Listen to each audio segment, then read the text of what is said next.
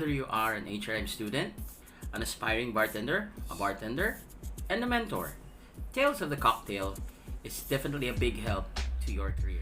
This video is all about my takeaways from the previous Tales of the Cocktail held last September 21 to 24 virtually. Check out my previous video wherein I gave an introduction regarding what Tales of the Cocktail is all about. Massive shout out to Caroline Rosen and totc team for coming up with such an amazing event. So, are you ready? Let's get to it. First takeaway, this is a big event for the bartending industry. Imagine gathering all the speakers and brands, organizing the topics and schedule per day. Yes, per day. As you can see here in the video, if this were on the spot, if this were a live convention, you would be really overwhelmed by the number of speakers and the number of topics. Next, sorting the live and pre-recorded sessions. Now for this Tales of the Cocktail virtual convention, as you can see, we do have an assortment of live feeds, pre-recorded, and even Q&A. So to organize these things, this is a really big push and a really big work. So again, cheers to the totc team. And of course, lastly, managing the website and the app. So we all know very well that, for those who don't know actually, to put up a website, you also need a team, basically. You need a team to figure out the content. You need a team to manage it. You need a team to even monitor it. And apart from that, there was also a totc app. So that's really a tall job, and again, kudos. Now that was my first takeaway. Second takeaway, time difference is the difference. So coming from the Philippines, now let's say it's 9 a.m. here, it's 9 p.m. there. But if I'm in New Orleans, it's most likely 8 p.m. in New Orleans. And I also had to adjust to the time. Well, of course, not only me, but what if I am from the UK, or I am from South Africa, or Europe, or UK, there was also one seminar I attended in totc where I attended at 4 a.m. Philippines time. And of course, there was a point that I did doze off. But of course, again, once the world finds the cure, the main challenge is booking a flight from the Philippines to New Orleans, as well as booking to hotels. But again, time difference is the difference. Third takeaway, planning is key. At first, I thought I'd be able to attend all the events, but apparently some events happen simultaneously, as in maybe 3 to 4 very great events, and some events are a bit too late. But whether virtual or face-to-face, something has got to give, so plan ahead. Choose the topics you really want to attend. Fourth takeaway, internet connectivity. This is an important aspect, especially when making a virtual event, a big one like this. Imagine the thousands of people trying to go to one website, one app at the same time. Or, better yet, one seminar all at the same time. The computer or the lines or the connectivity, whatever you want to call it, will be overwhelmed. And it did happen in some instances that I've experienced. There were some glitches to it. It was hard to connect, but that's okay. This is a sign for better things to come. And again, kudos to Caroline and team, because it's not easy. Having an event already that I organized also for this Toma sessions virtual mixology competition, there was a point that our lines got cut in YouTube simply because of the thousands of people that wanted to watch the competition. Fifth takeaway, mentorship. Same with choosing a seminar, try to know the background of your chosen mentors. As you can see here, we have the best of the best from all around the world. Now, if in case those who are watching now, you don't know these mentors, well, it's about time you need to know them, because one way or another, our industry is really small, and you can learn something from them. But then again, for this mentorship part, you have to be prepared already with your questions, because each mentor is only allowed 15 to 30 minutes to communicate with you online. Different people, different personalities, one goal. Sixth takeaway: networking and reconnecting. One doesn't really need to know all of the people and speakers in the event, but it helps to be familiar with them. For the industry, like I said, is very small, although literally we are countries apart. Of course, when you are starting out, make sure you introduce yourself, and well, you can take notes of the people you meet and talk to. Getting their email address is a must as well. Seventh and last takeaway: communication is key. Very important in this type of event, as there will be instances that there might be miscommunication.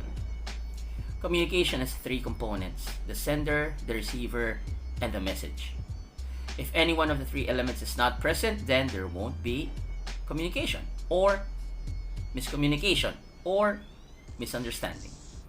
It is important to be sensitive and mindful of the feelings of others to some extent. Even though it may seem that you do not have any negative intentions, it might be perceived or received the wrong way. Now, in fact, there are some seminars wherein the topic was very sensitive, and if you really do not have enough background on it, it's best to just listen.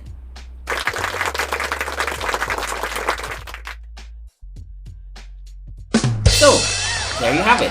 Those are my 7 takeaways for TOTC 2020. Now let's go to the seminars I was able to attend to. So, here's a list of the seminars I attended. First is Bar Recovery USA. We're back, getting back to business in a new world. So, it's very interesting to know the situation of the US, and how they were able to cope with this disruptive COVID. Of course, one of the reasons I watched this seminar is I know one of the key speakers, which was Martin Kate, who owns Smuggler's Cove in San Francisco. Next, Costing 101. So, of course, as a bartender, basically one of the things that I still find interesting to learn more is Costing 101, especially at this point of our lives. How do we deal with our losses, our assets, etc. And of course, these two speakers, one of which is Sean Finter, is very knowledgeable regarding this topic. So this deserves a thumbs up. Next seminar I attended is Barspar by Cazadores. Now, I'm very intrigued to attend this particular seminar online because I was able to attend a live boxing match of Cazadores way back 2016 or 17 in New York, or in Brooklyn, I should say. And it's also nice to know that a brand is taking care of the wellness of the bartenders, and hopefully the Philippines, we can have that activity too. Next is the buzz about Beam Suntory. So this is actually like a promo video of Beam Suntory, distributors of Maker's Mark and Jim Beam, which I find pretty dope. And of course, it's also an educational website, and you can be a member, and you learn a lot of things when it comes to whiskeys. Next is the Sazerac.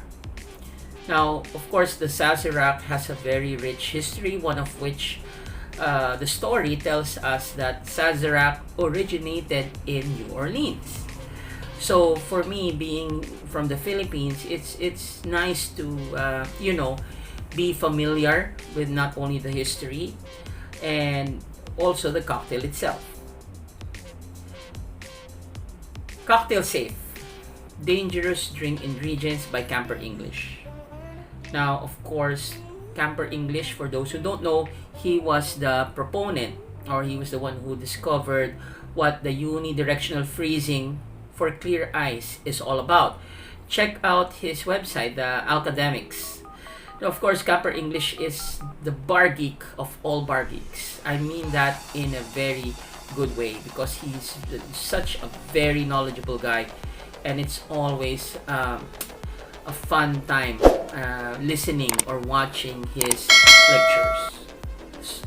It's always nice to know and be aware of these things. David Wondrich, a talk on rum. So, being in the Philippines, we have our own rums, and of course, it's pretty good to learn a few things about rum. Like, of course, there's always this term on funkiness. What is that all about? And of course, David Wondrich, for those who don't know, is a very recognized historian. So again, this is a seminar that you should check out. Next is Mexican, a virtual happy hour and celebration of culture. Now, this is also a video and at the same time like a masterclass wherein Mexico City presents their products and of course their culture all in one. And to me, I am inspired with this video because I think the Philippines can also do this. Next, Mezcal Talk. So, we all know, if you are from the bar industry, then you would be familiar with Mezcal.